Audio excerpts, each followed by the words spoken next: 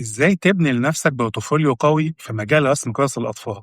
مهم إنك تشتغل بأكتر من ستايل مختلف لأن النص اللي هيطلب منك رسمه هيختلف باختلاف المرحلة الزمنية اللي بتدور فيها الأحداث، وعلى أساس المرحلة السنية اللي النص موجه ليها. مثلا أنا بشتغل بالستايل ده في القصص الإسلامية أو القصص اللي بتتكلم عن التاريخ القديم بشكل عام، وبشتغل بالستايل ده في القصص الموجهة للأعمار الصغيرة، مثلا أقل من 6 سنين، وبشتغل بالستايل ده في القصص اللي فيها مشاعر عالية أو اللي بتتكلم عن أحداث فيها خيال.